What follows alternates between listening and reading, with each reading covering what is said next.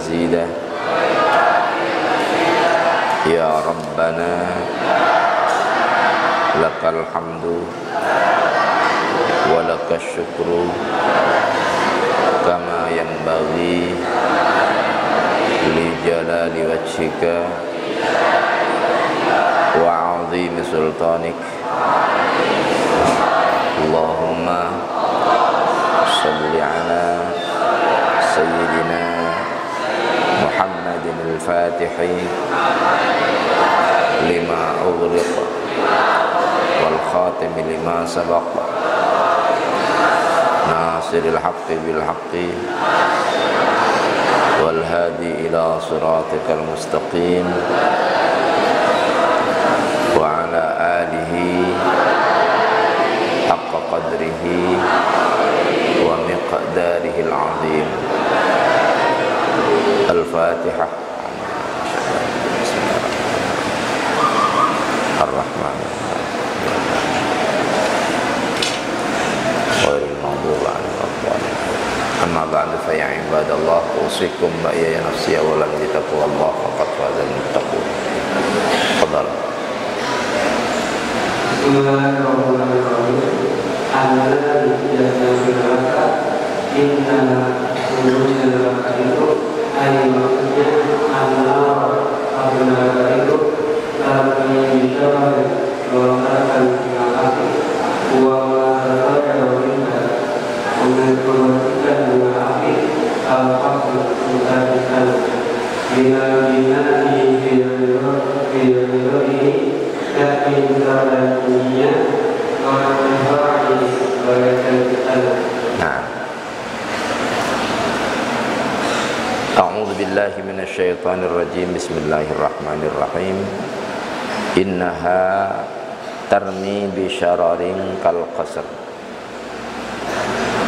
Sesungguhnya api yang disifati pada ayat sebelumnya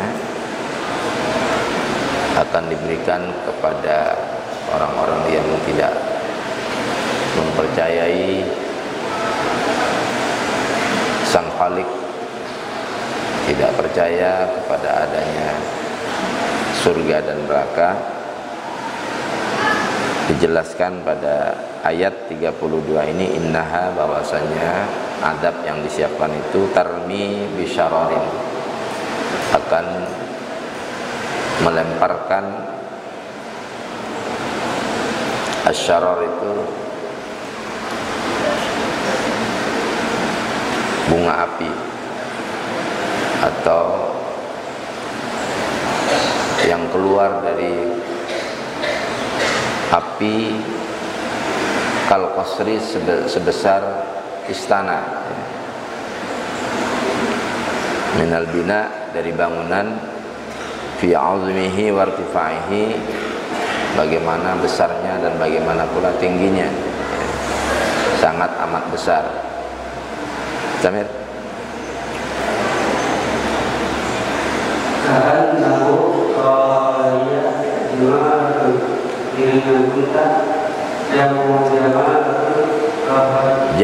jamalatin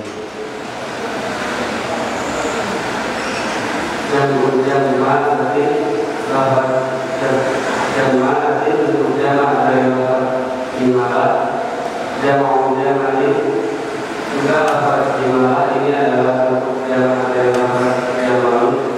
Wafi qira'atin menurut suatu qira'at imarat itu dibaca imarat subrun yang kuning di tengah bihaya tidak dalam permobilannya walau minat dan warnanya wafir ini dan di dalam semua hadis disebutkan syirah binari, manusia yang paling buruk ialah aswad kiri yang kita berada aswad wal arabu dan orang-orang Arab sekarang menamakan aswad ini putra yang berwarna hitam.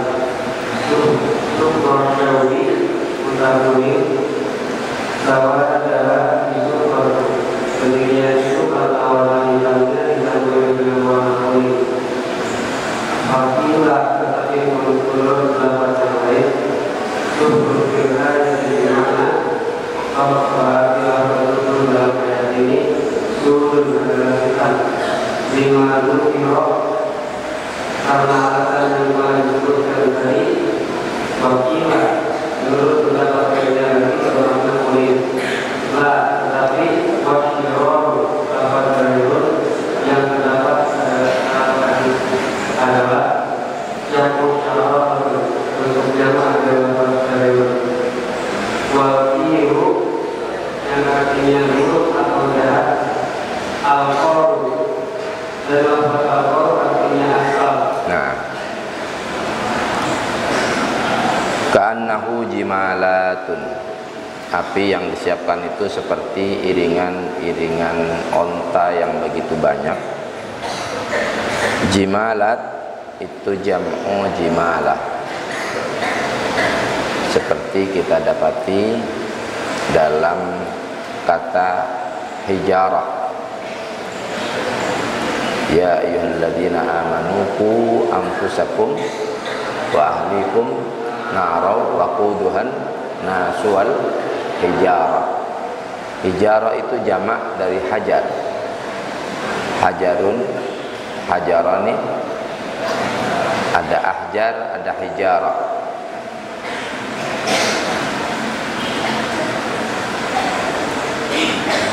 Jimalat adalah jamak dari lafaz jimalah. Jimalah itu sendiri jam'u jamal. Jadi lafaz jimalat pada ayat ini adalah jam'u jam'in. Jamaknya jamak.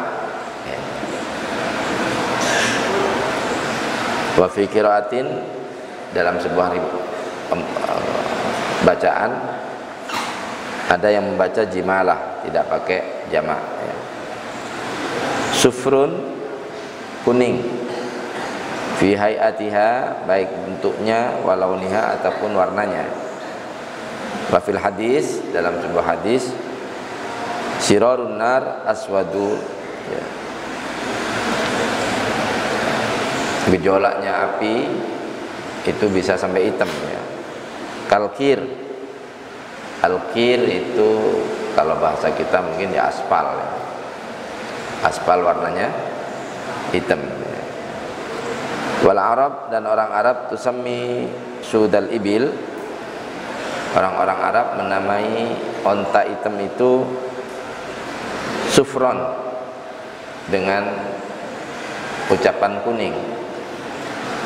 Li syaubi sawadiha bisufrah, karena kadang-kadang onta yang hitam itu kemudian di bulu-bulu kecilnya kelihatan seperti kuning.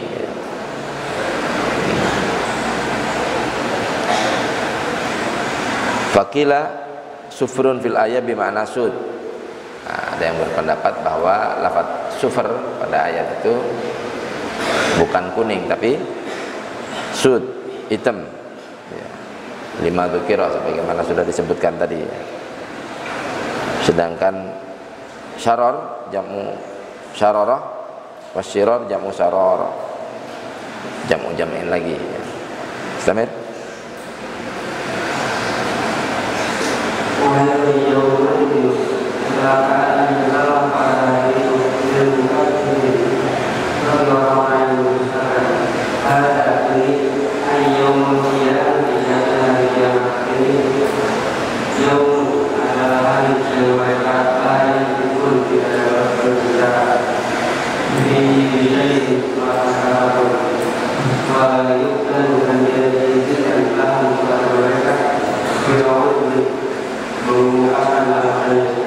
Banyak sekali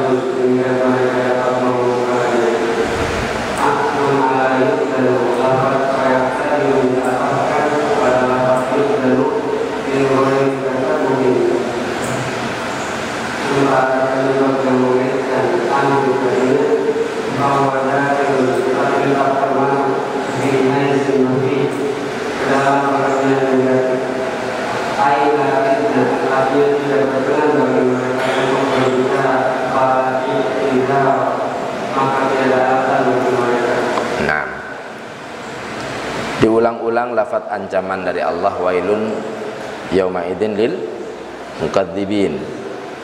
Celaka besar pada hari itu bagi orang-orang yang membohongkan agama, membohongkan adanya Tuhan, membohongkan adanya kebangkitan, membohongkan malaikat, membohongkan nabi, membohongkan ajaran Islam. Hadza ay yaumul qiyamah yaumul la yantiqun, adalah hari yang saat itu mereka enggak bisa bicara. Al yauma nakhtimu ala afwahihim wa tukallimuna aydihim wa tashhadu arjuluhum bima kanu yaksibun. Ya. La yantiqun, tidak bisa bicara fihi pada hari itu bisain dengan sesuatu pun, ya.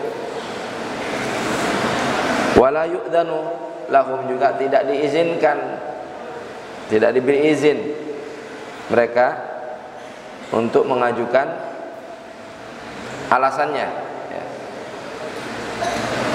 Ya, bukan hanya pada hari kiamat, dalam kehidupan dunia ini semua itu karena izin Allah. Datangnya siang karena izin Allah, datangnya malam karena izin Allah, terjadinya hujan karena izin Allah. Lihat apa ini? Lihat apa? Hah? Kipas. Kenapa? Bersih? Nggak jalan?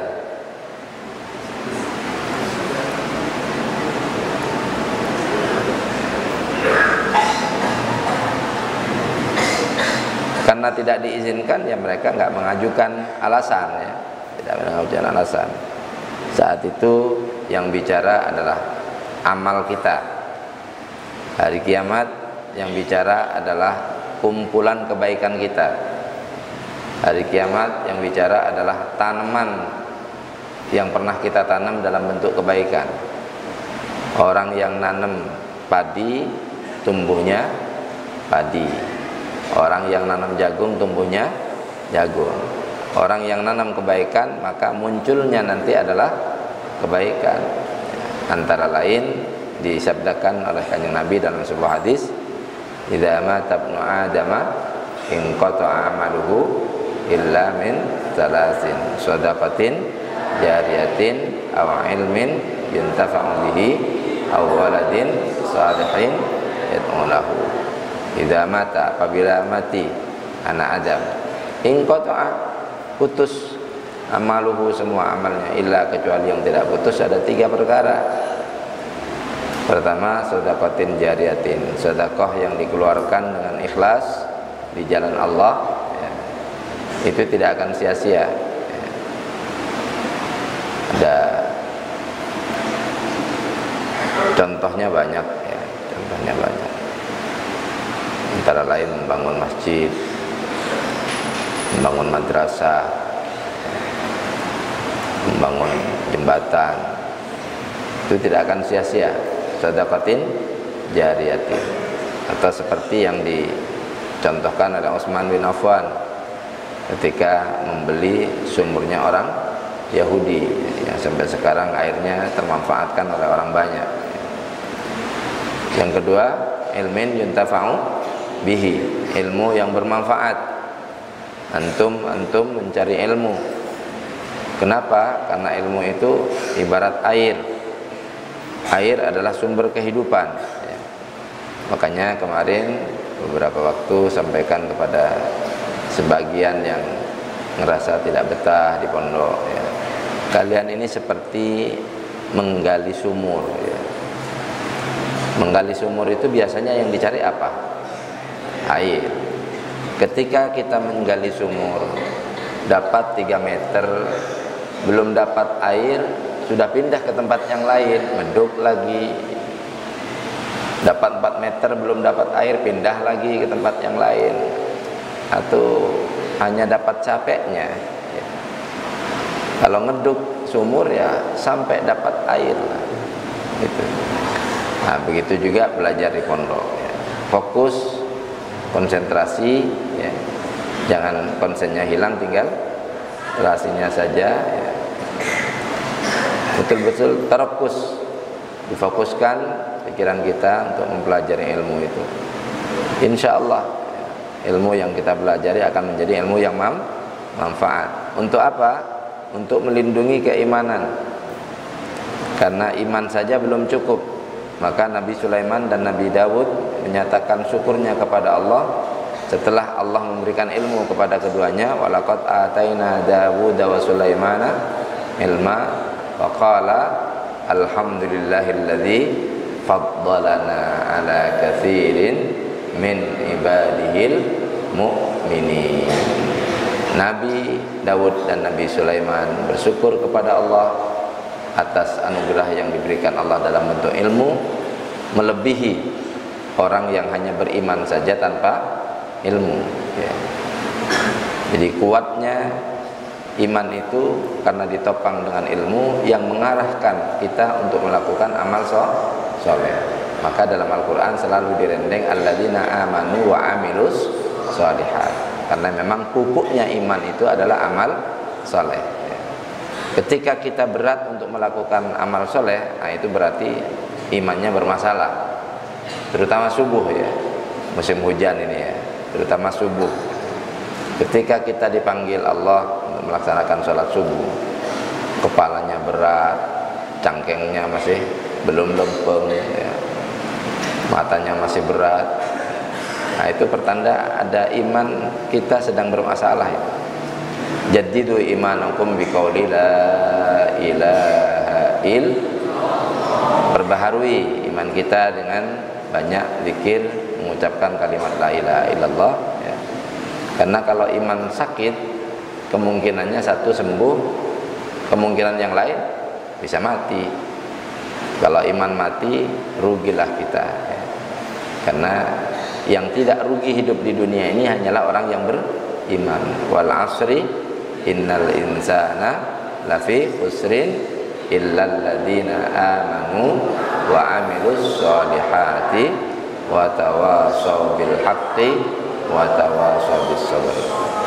Demi masa sungguh seluruh manusia dalam keadaan rugi, illa kecuali yang tidak rugi alladzina amanu, orang yang beriman. Imannya harus sehat, imannya harus senantiasa dipupuk dengan ilmu berkaitan dengan apa yang disampaikan oleh Kanjeng Nabi Muhammad sallallahu alaihi wasallam, antara lain tentang subuh ya, tentang subuh, rakaatal fajri khairun minad dunya wa ma fiha. 2 rakaat sebelum subuh ya, pelaksanaan sunnahnya saja itu lebih baik daripada dunia dan isinya. Maka kalau subuhnya kesiangan dipacok hayam, maka kehilangan segalanya itu. Maka untuk mengukur iman kita sehat atau sakit, cobalah lihat pada saat mau datang waktu subuh, kitanya semangat atau tidak. Kalau ketika bangun subuh badannya terasa berat ya, kata Dr. Amir Faisal dulu, dikencingin setan, karena setannya sedang menyanyi. Masih ingat nyanyiannya setan? Hah? Iya. Nam malaikat ya.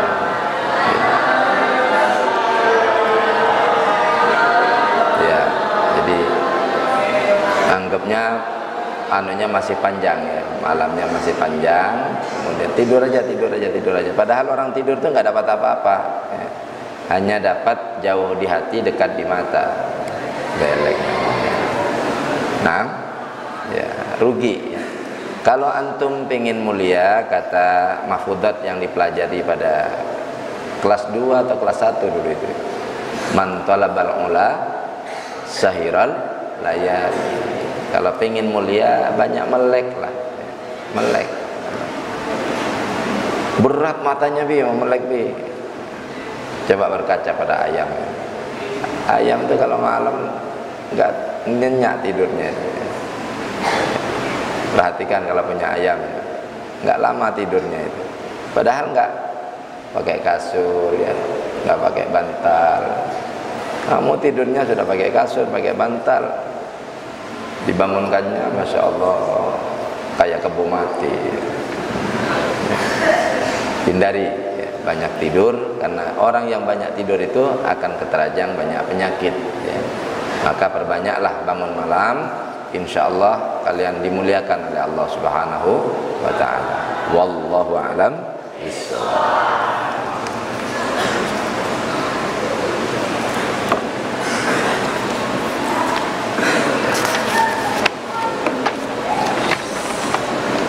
Bismillahirrahmanirrahim. Afwan Abi, saya pengen bertanya, siapakah Syekh Magelung Sakti? Ayah wae.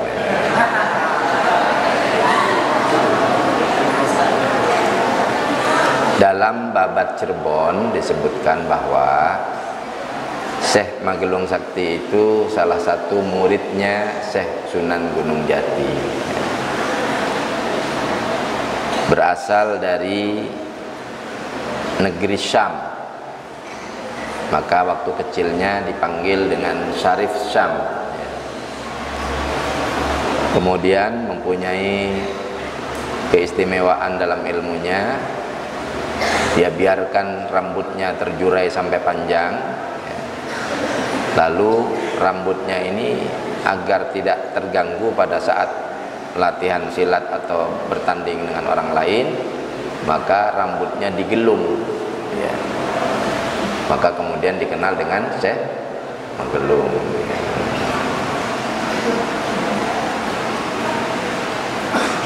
Ya. Dan Nyimas Gandasari itu siapa?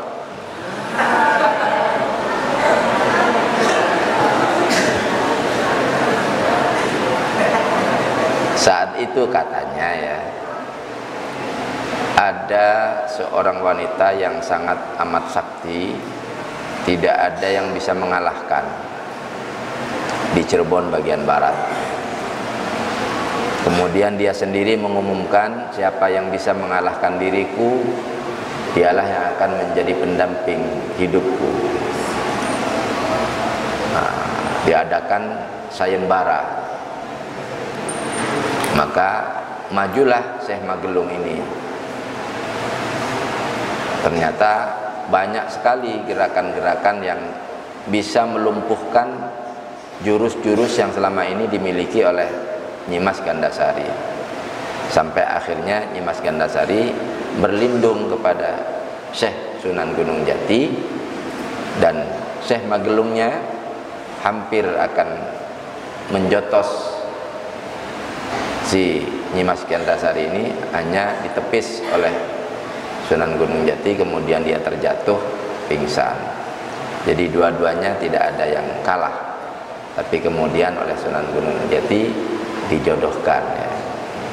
Gitu di dalam Babat Cirebon ya. Baca aja.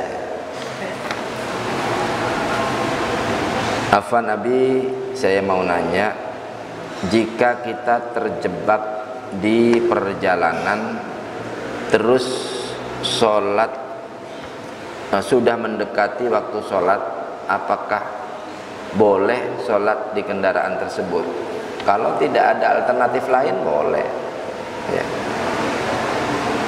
Macet, kiri kanan sawah, nggak ada tempat, banjir lagi ya, ya. Banjirnya sampai sebudel. Bagaimana sholatnya? Ya sudah, sholat di situ.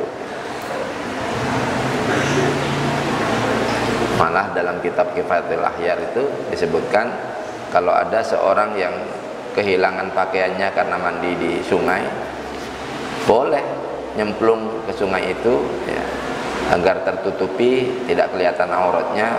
Airnya dibuat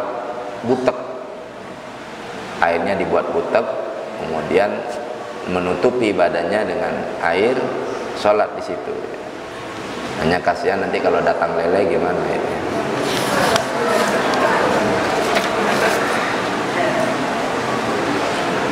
Apa Nabi, ana mau bertanya, apakah benar sebelum melakukan sholat istikharah diwajibkan untuk berpuasa lebih dahulu? Tidak ya. Silahkan lakukan istikharah malam hari ya, sebelum tidur. Bersihkan hati dulu dengan baca istighfar. Kalau memang betul-betul hatinya bersih, maka isyaratnya akan instan ya, diberikan dengan cepat. Caranya ketika melakukan sholat istikharah, begitu selesai jangan tidur sebagaimana kita tidur biasa, tapi tidurlah sambil duduk sembari membaca salawat 100 kali, tasbih 100 kali, istighfar 100 kali. Belum tidur terusin.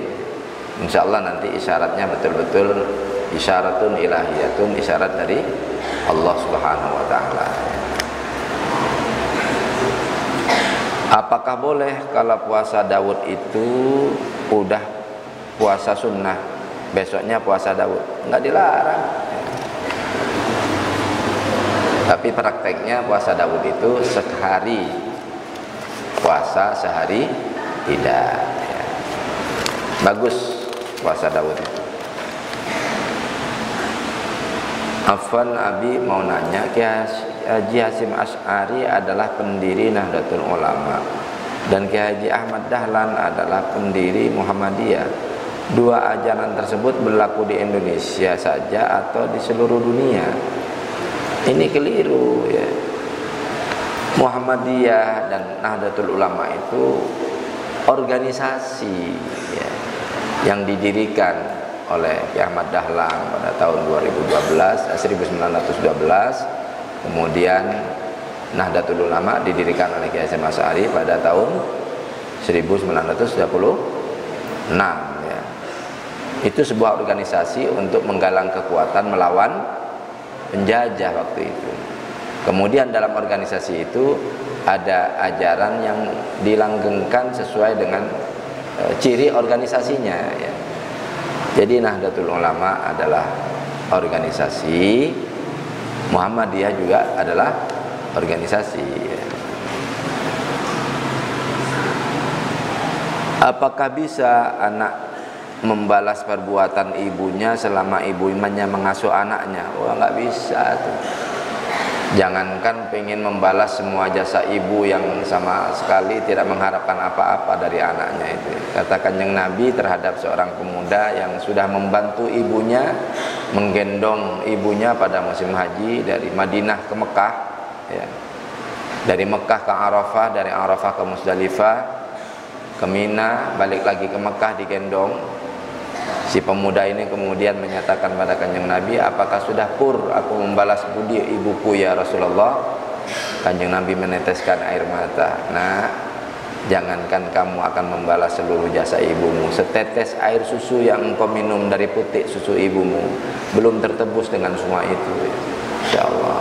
Makanya hati-hati, jangan sampai melakukan perbuatan yang menyakiti orang tua. Abi punten mau nanya, apa ciri-ciri laki-laki yang soleh dan perempuan yang solihah?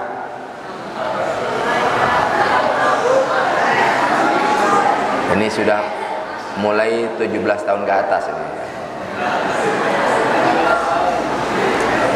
Yang disebutkan ad-dunya mata'un, kata Kanjeng Nabi dalam sebuah hadis, dunia itu adalah hiasan. Wa khairu mata'iha, dan paling bagusnya hiasan dunia itu almar'atus salihah, wanita yang salihah. Siapa wanita yang salihah itu? Idza nadarta ilaiha sarratka, bila engkau melihat padanya dia menyenangkan. Wa idza amartaha, apabila engkau perintah atau atka, dia taat padamu ya, tidak bawel ya. Wa idza ghibta